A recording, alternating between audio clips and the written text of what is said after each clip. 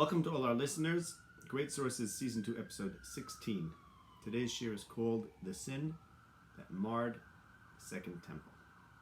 Let's first quickly review what was discussed last week. The last year we discussed Rabbi Yehuda Halevi's great call, the Sefer Kuzvi, his call upon the Jewish people to all return to Eretz Yisrael. Yehuda Halevi says that the Dover Halakya, connection to Hashem, is contingent on our behavior. And the Dover Halakya, the Shekhinah, is waiting for us to embrace it, specifically by returning to Eretz Yisrael. And once we do that, the Dover Halakya is going to return to us. That's what it says explicitly in the Sefer Kuzvi. And what we discussed last week is whether this idea, this model, so to speak, of Judaism, of the history of Klal Yisrael, that we have to embrace Hashem specifically through returning to Eretz Yisrael, and that then and based on that, he'll respond to us. This model seems to be going like Rish Lakish with Testament Beis, who says that by the Bayis Sheni, the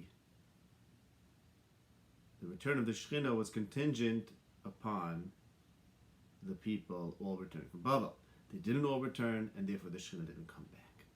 While the B'Yochanan in Yud Testament Beis says that even if they would have all returned, still the Shekhinah wouldn't dwell in Bayis Sheni, because the Bayis Sheni was built by a Persian descended from Yefes. So it seems then, as we discussed, that Rabbi Yehoshua does not hold of this idea that everything depends on Klal Yisrael. And what we explained last week was the following, that in fact everyone does agree to this very basic idea that Yehuda Halevi is saying. And you could frame that question, in regards to the Chet of the Meraglim,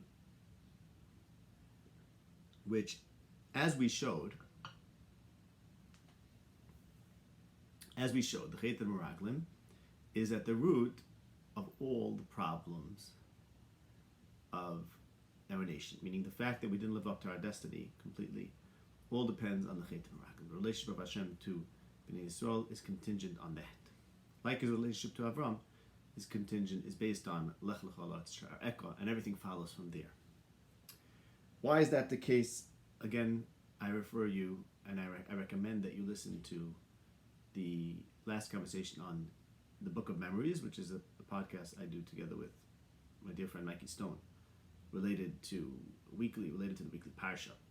And last week for Parsha Shlach, we had a conversation about this very point, about why is the Meraglim so central, and I recommend that you listen to that and the other great conversations there.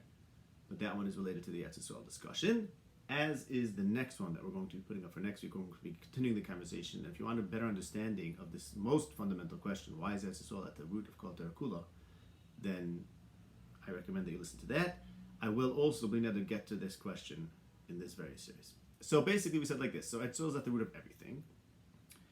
In order to do things right, we have to do Eretz Yisrael right. To do Eretz Yisrael right, we need another shot. This is looking back now in Bayis Sheni.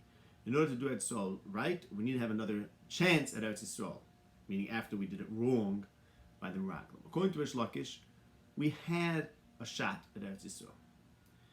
In the beginning of Bayis Sheni, when we had this, we were invited to return to Eretz Yisrael. Had we in fact done so, that would have atoned for the Chet of the Meraglim. And when I say atoned for the Chet of the Meraglim, what I mean to say is that would have corrected that problem. And if you correct that problem, then everything is great. Which is why the Kuzvi says that that's at the center of Judaism, correcting the Eretz Yisrael question, Eretz Yisrael problem. Rabbi Yehoshua Yuma Daf Tes says the following. Yes, I agree with the model of the Kuzvi and of Rish Lakish, which is that as soon as we can redo Eretz Yisrael, do it in the right way, as soon as we can do Eretz Yisrael in the right way, we're going to solve all our problems and we're going to reach our perfection. Rabbi Yochanan holds that in the Bayis Sheni, we didn't have that opportunity. Because Rabbi Yochanan says, going to Eretz Yisrael while you're under the dominion of the Persians who are descended from Yefes, does not in fact provide you with an opportunity to redo Eretz Yisrael the right way. Basically, it's like you're still in Golas. So it's not that Rabbi Yochanan holds that the Davar Lucky doesn't depend on Bnei Yisrael. It certainly does depend on Bnei Yisrael, but depends on Bnei Yisrael redoing Eretz Yisrael in a way that will replace or give us a second chance at having Eretz Yisrael in the right anchoring Kol Torah Kula and having it enable us to live up to Kol Torah Kula. According to Rish Lakish, that depends on us being there. According to Rabbi Yochanan, it depends on us being there independently of the Persians. And therefore, according to Rabbi Yochanan, it just wasn't an opportunity. That is a summary of last week's shir in a nutshell. Today, to be mashal this inyan of the Bayis Sheni and the Machlekes Rish Lakish, we're going to talk about another angle in the Machlekes Rish Lakish, which is going to make this matter clearer and enrich our understanding of the return or lack thereof in the Bayis Sheni. What we're going to do is this week we're going to talk about one point. Next week I'm going to talk about one other point related to this, and then we're going to move on to other topics that bear on the fundamental question that we're out to solve, which is, should we all go live in Eretz Yisrael? Okay, so to begin,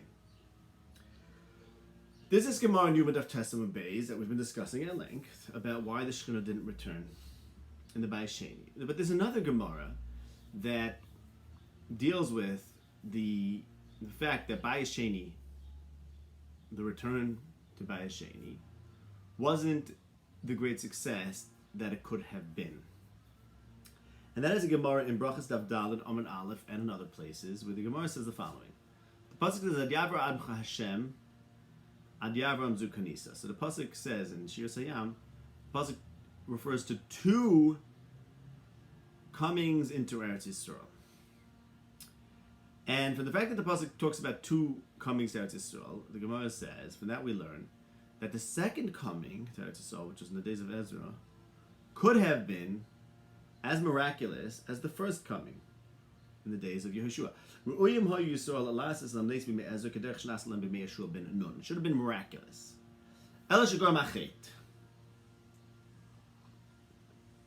The chait was Gerim, so it should have been a miraculous entry to Eretz Yisrael, like it was in the days of Yehoshua, but we'll soon see what that means.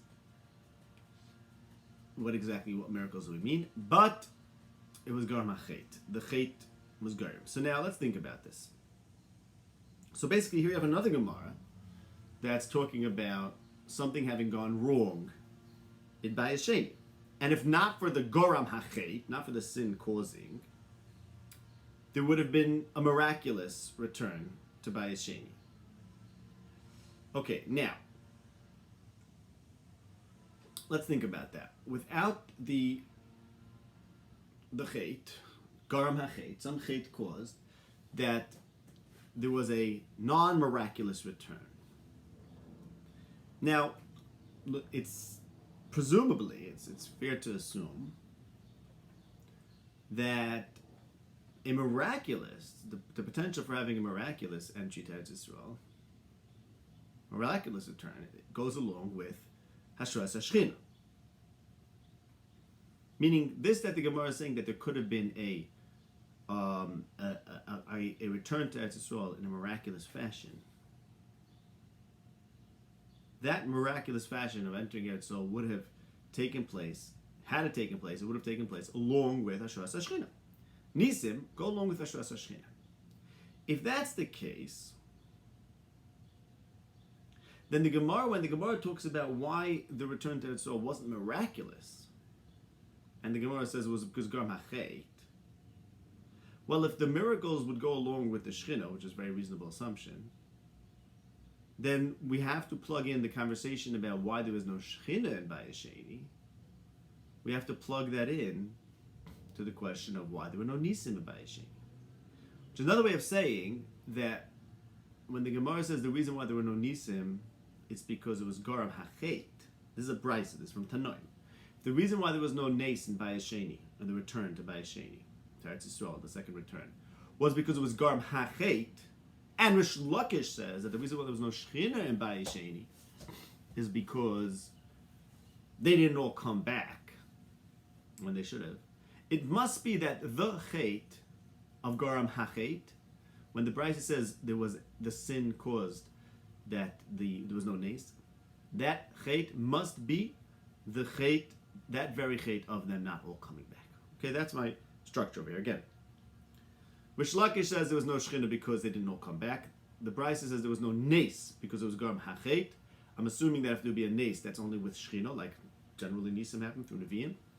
So therefore, and also, if we have a different reason why there was no Shechina, that's why there was no nace. Because if there's no Shechina, along with that, we lost Nisim. Elamai, when the Brisa says Garm HaChet, and that's why there was no nace, that's the same reason why there was no Shechina.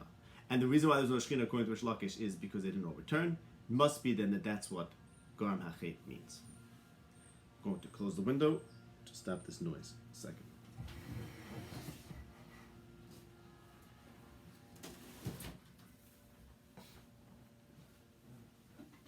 Okay, so that seems very reasonable, and in fact, the Mashah in Yuma Daf Tesla Days says, this is in the source sheet, this is number 3, that when the Gemara in Brachis and other places says Garm HaChet, Hainu Shloi Olu Kulam. The Chet that's being referred to that caused that there was no Nisim is that Chet that they didn't all come back, according to Rish Lakish.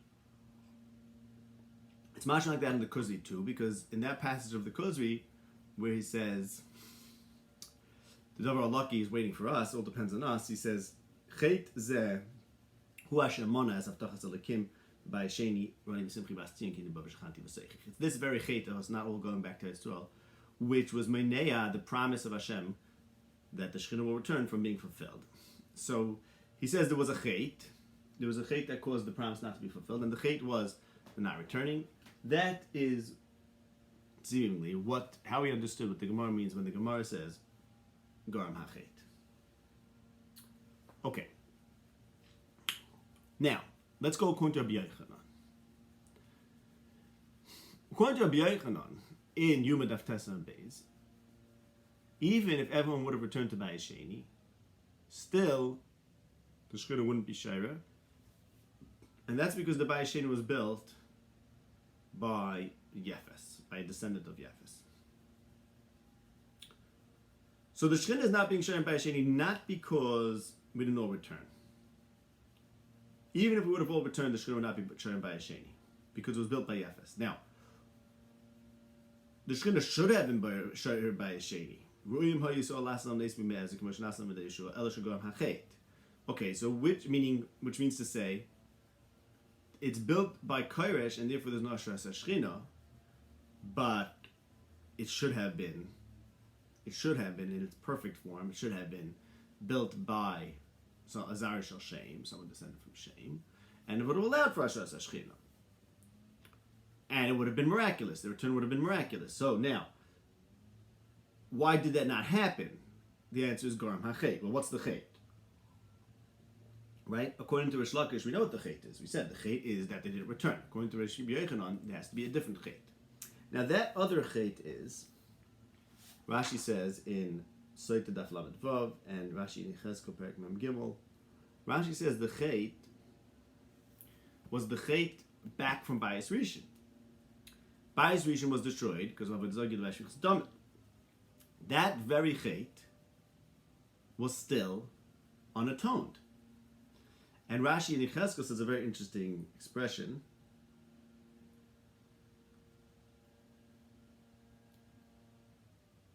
Where he's acknowledging the fact that they did tshuva for the Chet from Bayis Rishon.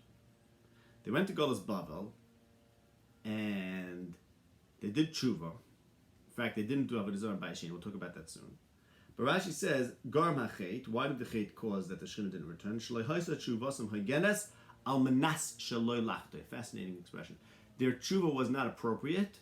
Al manas shaloi lachte. They didn't do tshuva with the intention of not sinning. Very strange tshuva. Tshuva Tshuva means you're not going to sin anymore. So what does Rashi mean? Rashi says they didn't do a tshuva hagenas lamanash lelachta. Okay, but we're going to get to that soon. The point I'm saying now is, according to Rabbi Yochanan, the chait that caused Bayis Sheni to be imperfect is not the lack of return. So when you learn Gemara, and the Gemara says, what's the chait? According to Shlokish, the chait is that they didn't all come back. According to Rabbi Yochanan, the chait is the Avodah Zarah and the other chatoim of Bayis Rishon that still were not completely atoned for. And the expression Rashi is, there wasn't the proper tshuva amanash lelachta.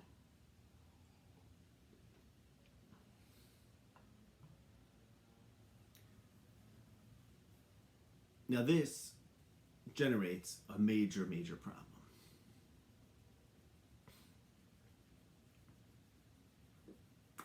The Gemara says, if not for the chait, ru'im ha'yisol lasas lam nes, they would have had a miraculous entry to Yisrael, ela shagarm ha'chait.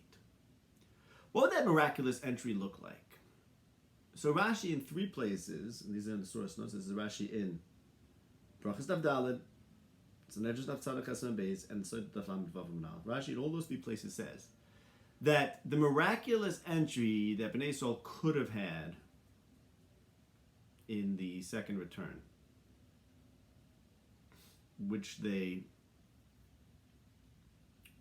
lost. They lost because of a chait.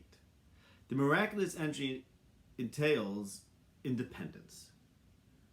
They could have had a nes, as Rashi, lavoi biyad ramah, lavoi bizroya, without permission of the kings of Paras, and not being meshubed to Malchus. So had Klal Yisrael been worthy of it, they would have had a nes. What does it mean they would have had a nes? They would have had a nes that they can go to Eretz Yisrael without permission of the Persian king and without being meshubed to the Persian king. So now we have a major, major problem, which is the following. Rish Lakish said that the Shechina would have come to Bayis Sheni had we all returned.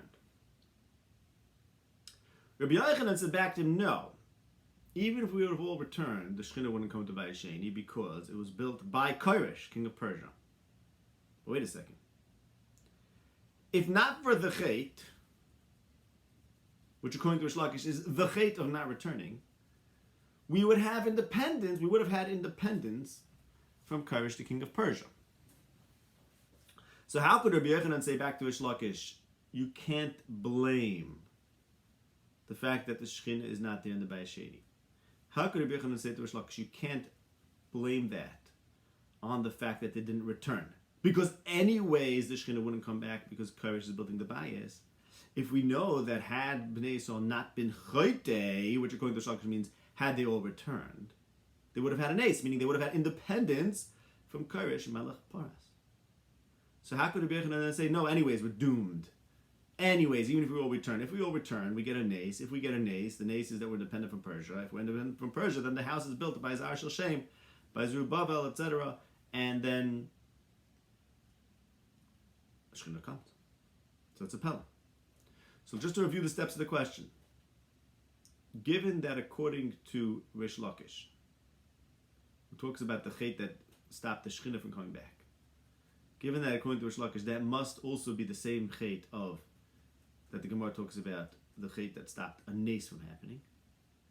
And given that the nace that would happen had they not been chayte is that they would have been independent, how could Rabbi Yochanan use the fact that they're dependent on Persia, that the Jews were dependent on the Persians? How could Rabbi Yochanan use that to tell Rish Lakish that there was no hope of Ashras HaShechina because we're dependent on the Persians? If not for the chait of not returning, according to Rish Lakish, we would be independent.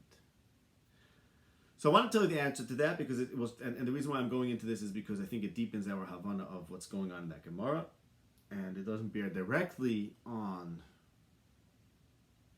our conversation about it. So, but it definitely bears indirectly in terms of having a deeper understanding of that Gemara and how it proves or doesn't prove the Kozi's point, which I might believe it does, and it works with it as we've been discussing. Here's the idea.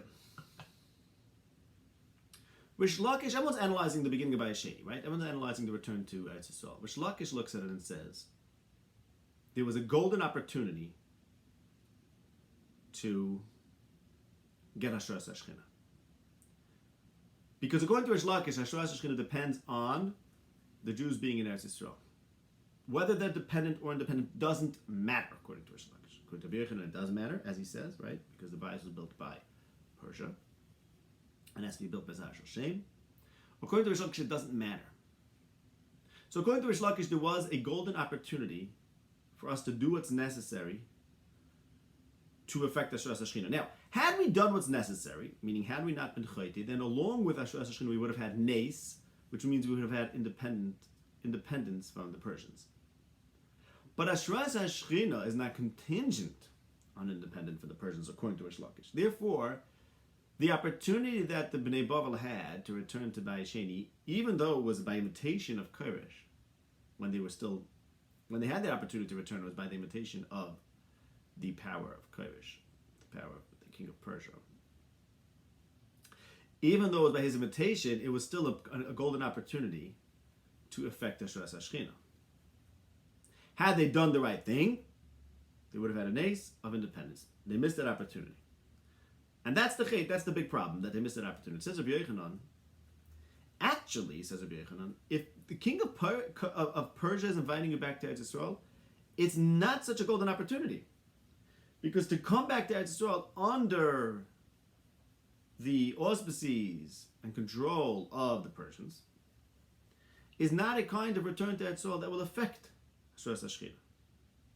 So the invitation, the Pekida, in the nature that the Pekida was, meaning the Pekida, the invitation to Bnei Yisrael to return to Bayis Sheni was cyrus in this way, under Cyrus. That Pekida is not an invitation, according to Rabbi Yochanan, to affect the Hashras Hashchina. According to Rish Lakish, it is, because Rish Lakish says all we have to do is come back. It doesn't matter if the Persians are in control. All we have to do is come back. So that invitation was the invitation to affect the Hashras Hashchina, which we missed. Terrible sin. According to Rish Lakish, it's a miraculous all over again, as we've been discussing. According to Rabbi Yochanan, well, we're invited to go back under the Persians. That's not, says Rabbi Yochanan, a return to Eretz under the Persians is not what's going to affect the Hashras Hashchina. We need to have the Zar Shem there, right? Im Kain, says Rabbi Yochanan, there's clearly something wrong before we didn't come back to Eretz Yisrael, before we missed that opportunity. Why must there clearly be something wrong? Because it's not such a golden opportunity. The very opportunity that was afforded to Bnei Yisrael was to return to Eretz Yisrael under the king of Persia, which means come back, even though it's not going to make Hashras Hashchina. Well, why was there such a lame invitation and lame opportunity? Clearly, says Rabbi Yochanan, there was something wrong even before that decision was made to return or not to return.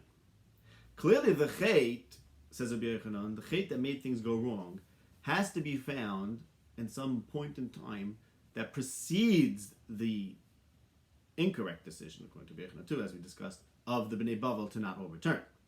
According to Rish Lakish, that is the chait. Why? Because everything is perfect until then. Everything is perfect.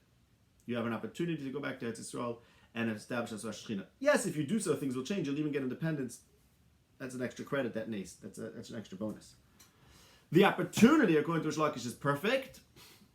The invitation to return to Eretz Yisrael is a perfect invitation to establish a Shechina all over again, which we missed. According to Rabbi Yochanan, we never had a great opportunity. But why didn't we have a great opportunity, says Rabbi Yochanan? It must be that there was a chait that we still had from Bayis Rishon, the chait of Bayis Rishon, that they hadn't done proper atonement for, and therefore they never even were worthy of getting a real chance, a real shot at doing things again.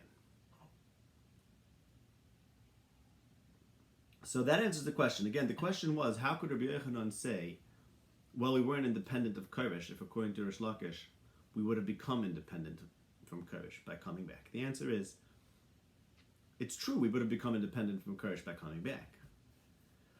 But if we're analyzing where's the chait in Bayis Sheni, we have to find a point in time where everything was fine until everything was going according to plan, let's call it, until we did something wrong. According to Rish Lakish, that's true. Everything was going according to plan. Cyrus is inviting us. That is according to plan. because that's fine. It's perfectly fine to live under Koresh in terms of establishing Ashras HaShechina. Now, along with that comes miracles. Miracles means being independent. According to Rabbi Yehoshua, if Koresh is inviting us back, something must be very wrong. So therefore, we have to find the chait in back in Bayis Rishon, meaning that we still had that chait. We still didn't get to the point where we're able to start again, to redo things from scratch. Now it goes even deeper than that because we explained, as we explained last week and reviewed it in the beginning of this year, we explained that the machlokes of Eichel Lakish is essentially whether we had an opportunity to redo the Meraglim story and this time do it right, which is the shorish of all sins, right? As we've been discussing. By the way, we should add to that the Gemara in Ksubis, the Gemara says, Kol hadar be'eretz Yisrael shori b'loy oven. Okay, it's before Gemara basically, that Eretz Yisrael protects you from all sins.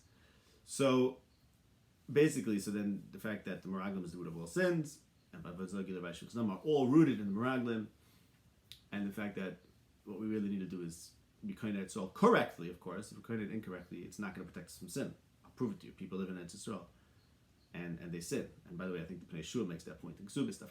He says, and he says, only sometimes, depends. So of course, that Gemara tells us the great promise of Eretz Yisrael. And that's what we're going to be able to explore. And again, I recommend that you listen to my conversation on the Book of Memories about Eretz Yisrael and why Eretz Yisrael is so central. But we'll get back to that. The point is that Eretz Yisrael does protect from all sins. So, which is where they had opportunity in the Bayis Sheni to be mechaper and chitim ragim and start things again, right? So, what if they don't? And this is what we discussed last week. What if they don't? What if they don't have an opportunity to start things again? They have a major problem, right? Because why did they serve Avodah Zarah in Bayis Rishon? Because of the chitim ragim, meaning because they didn't have the proper attitude to Eretz Yisrael. In order to get the proper attitude to Eretz Yisrael, you can't just change your mind one day. You have to do the whole Meraglim thing again. That means we have to, as a nation, we have to come back to Eretz Yisrael and this time do it right. This time embrace it and appreciate it for what it is. Okay. And what if we can't? What if we can't? What if we didn't have that opportunity? Or what if we missed that opportunity? Then we're stuck facing the Yitzhak Avodah Zarah, right?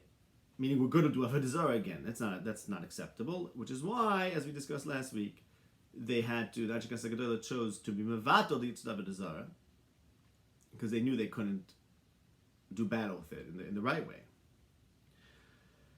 So now, let's look at the Gemara in Yuma Daf Tes in that light, meaning in light of the question of the Yitzhak Avodah Zarah, which we cannot, which history has proven that we're not going to be able to withstand, unless we do Avodah Zarah, unless we do Eretz Yisrael anew and correctly. And therefore, there's three choices, right? Do Eretz Yisrael anew, and this time do it right, and then everything's murdered. Okay. Don't do anything, don't do Eretz Yisrael again, and then you're going to serve Avodah Zarah again.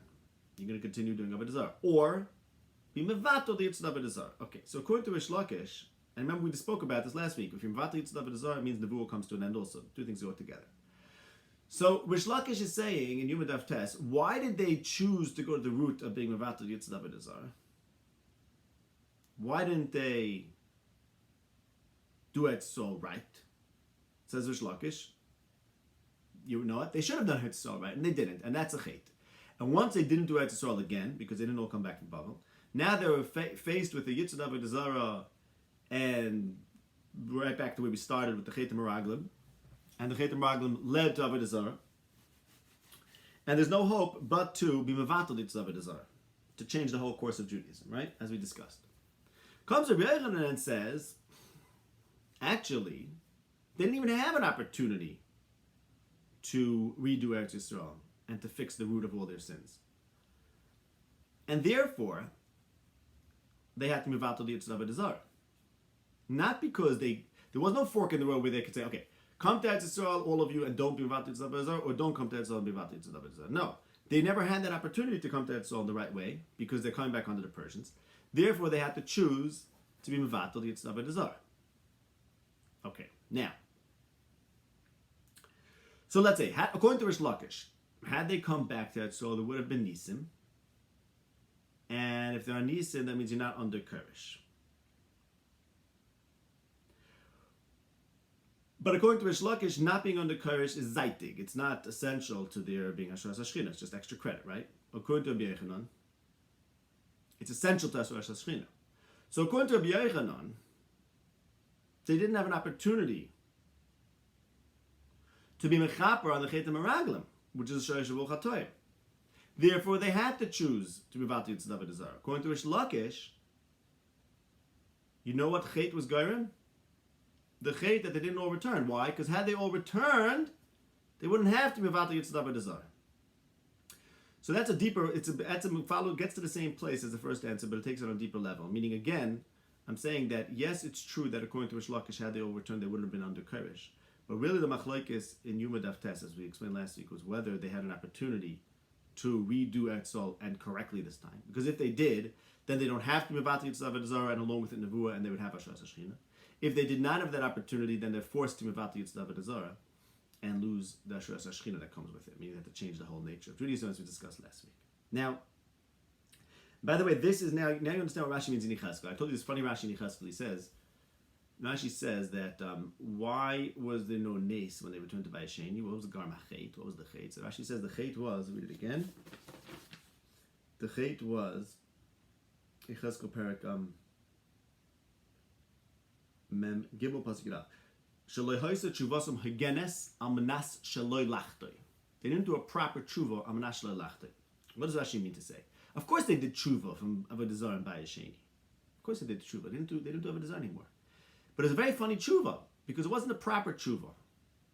A proper tshuva is Amanas Shaloi Lachtoi. What does that mean, Amanas Shaloi Lachtoi? A proper tshuva, as the Gemara says in Yuma, is Ba'isa Isha Ba'isa Mokim. Meaning a proper tshuva is where you know that in the same circumstances you won't sin again. That's called the tshuva Amanas Shaloi Lachtoi, and that's called the tshuva Hagenes. They did tshuva, but the way they did tshuva was by avoiding the whole problem, by cutting out the whole Yitzhak Avodah Zarah. So in that sense, the Chet of Avodah Zarah, that's what Rashi means. They didn't do a tshuva Hagenesh Amanash Lachtoi. So in that sense, the Chet of Avodah Zarah was still with them. Meaning, there's a problem called Avodah Zarah, and that problem requires that you do certain things in order to get Hashras Hashchina.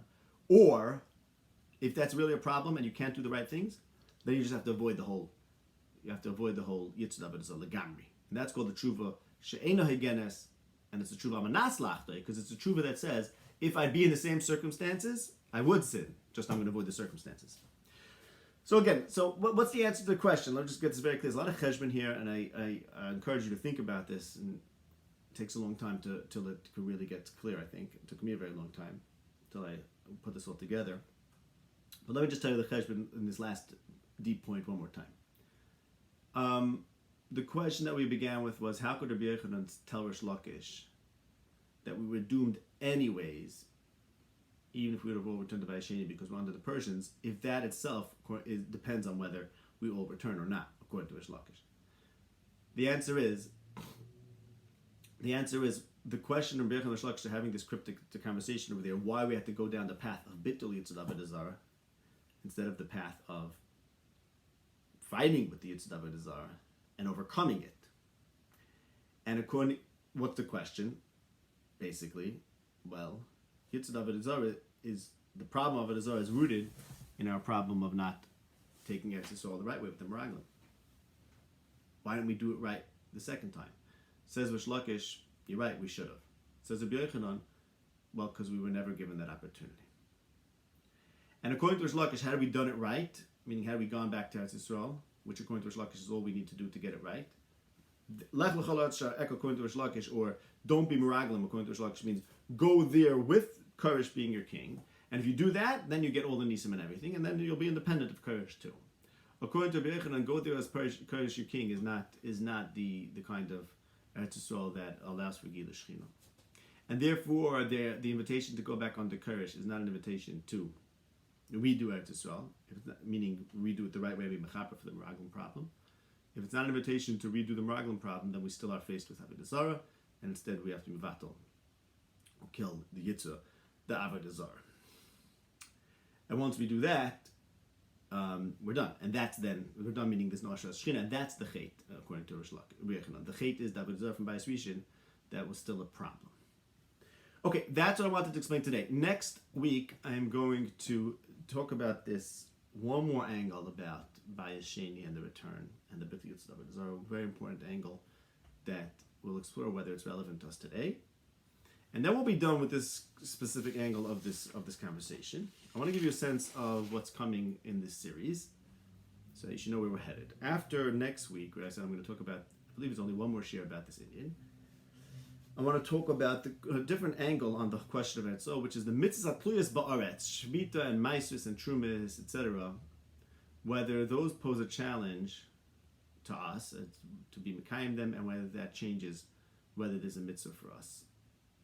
That I expect to be a few shurim, probably 2 or 3. After that, I'm going to talk about Maskana Lamaisa. What is the conclusion? What could we conclude? Halacha Lamaisa. That's going to be, I expect 1 or 2 shurim. And then after that, I'm going to do something that I keep on talking about, which I'm going to talk about the idea of Eretz Yisrael. What is the Indian of Eretz Yisrael exactly, and how we are supposed to attain it, which is very important, obviously, for the Havana, but also even as a practical question, because we've been discussing about how important Eretz Yisrael is, and therefore you should live there. And that's only true if you understand it, because like we mentioned earlier today in the Shira, if you could quote, you could tell someone to go live in Eretz Yisrael, because if you live in Eretz Yisrael, shoy b'lei oven, but the guy could say, well, I'm living there and I still did an oven, so what does it do for me? And that's a good point. So you have to really understand what Eretz Yisrael is all about, and understand how you could actually reach this shoy b'lei oven in order to fully explore and think about whether it's a reason to live there. So that I expect to be probably, the idea of Eretz Yisrael I expect to be maybe 3 or 4 shurim, perhaps. I think we should really make sure to give it what it needs. And then we'll be finished the series. So I expect that leaves us with, looks like, maybe 10 more shurim in the series, and then we'll be done. Okay, until next week.